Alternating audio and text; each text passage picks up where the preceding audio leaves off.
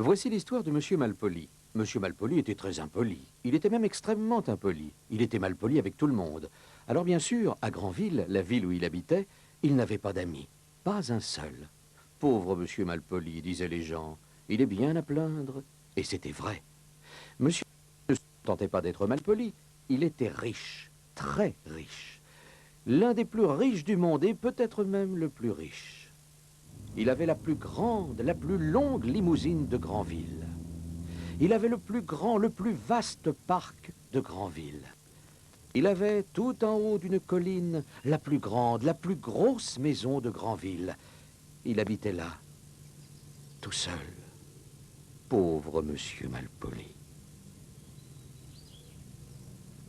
Ce jour-là, Monsieur Malpoli se promenait dans son grand parc, quand soudain il entendit une voix, une petite voix. « Bonjour » dit la voix.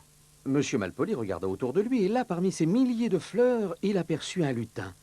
« Et vous pourriez me répondre quand je vous parle » lui fit remarquer le lutin. « Non, fichez le camp » répliqua Monsieur Malpoli. « Oh, mais je sais qui vous êtes, hein » dit le lutin. « Vous êtes ce fameux Monsieur Malpoli, celui qui est impoli avec tout le monde. »« Qu'est-ce que ça peut vous faire » bougonna Monsieur Malpoli. Je connais quelqu'un qui désire vous rencontrer » ajouta le lutin. Et il fit 3 petits bonds à la manière des lutins. Et Monsieur Malpoli le suivit par curiosité. « Venez par ici » dit-il en montrant un petit trou dans un arbre. « Vous êtes idiot, complètement idiot » s'écria Monsieur Malpoli. « Pas du tout » répliqua le lutin. « Si, et même vous êtes un imbécile. Je ne pourrai jamais entrer dans ce trou. » Le lutin sourit, puis prononça une formule magique de lutin qui ressemblait à « Tire le lutin glou-glou » Alors Monsieur Malpoli se mit à rapetisser. Encore. Et encore, et bientôt il ne fut pas plus haut que le lutin. « Rendez-moi ma taille normale » hurla Monsieur Malpoli, fou de rage. « Certainement pas » répliqua le lutin avec un sourire. Sur ces mots, le lutin se glissa à l'intérieur de l'arbre. Monsieur Malpoli, ne sachant que faire, le suivit.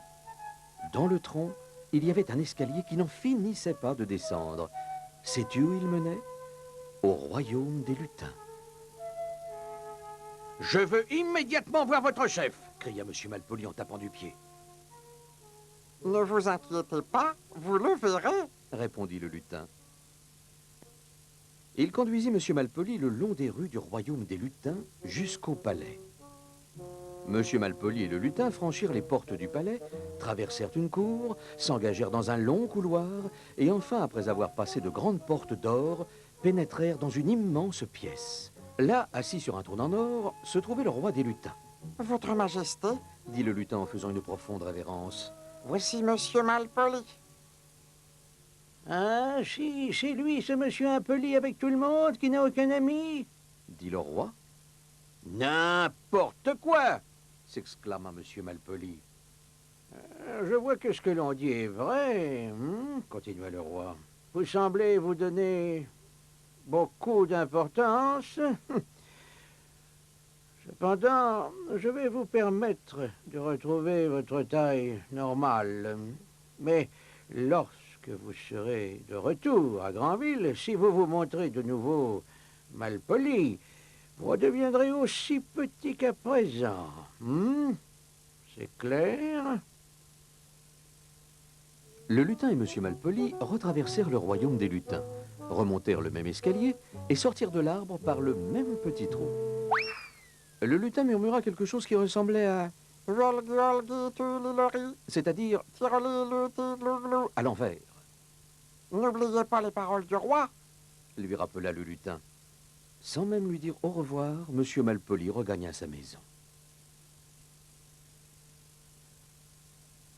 Le lendemain, Monsieur Malpoli alla se promener à Granville. Soudain, il vit un petit garçon qui jouait au ballon. « Au soit de là !» glapit Monsieur Malpoli. Une la suite. Oui, c'est cela. Monsieur Malpoli rapetissa encore et encore, jusqu'à ne pas être plus haut que le palon du petit garçon. Oh non, gémit-il. Et il réfléchit.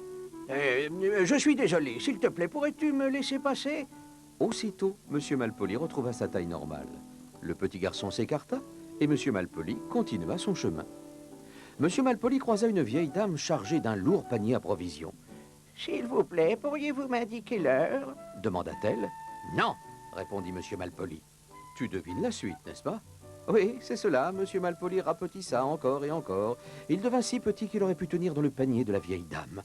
Oh non, gémit-il, et il réfléchit. Pardon, fit-il. Je voulais dire, il est 11h25. Aussitôt, Monsieur Malpoli retrouva sa taille normale. La vieille dame le remercia et il continua son chemin. Il alla ensuite acheter son journal au coin de la grande rue de Granville. Il s'éloignait déjà quand soudain il s'arrêta, réfléchit et retourna vers le vendeur. « Merci », lui dit-il. « Merci ». C'était la première fois que Monsieur Malpoli prononçait ce mot. Le vendeur lui sourit. Un sourire. C'était aussi la première fois qu'on en adressait un à Monsieur Malpoli. Pour la première fois de sa vie, Monsieur Malpoli était heureux et ça lui plaisait. Sais-tu que depuis ce jour, Monsieur Malpoli a beaucoup changé? Il est toujours l'homme le plus riche de Granville, et peut-être du monde, mais maintenant il a beaucoup d'amis, et il sourit tout le temps, et il ne devient plus jamais tout petit. À ton avis, quels sont les deux mots que Monsieur Malpoli emploie le plus? S'il vous plaît et merci. Alors, si jamais tu as envie d'être impoli envers quelqu'un, S'il te plaît. prends garde au lutin.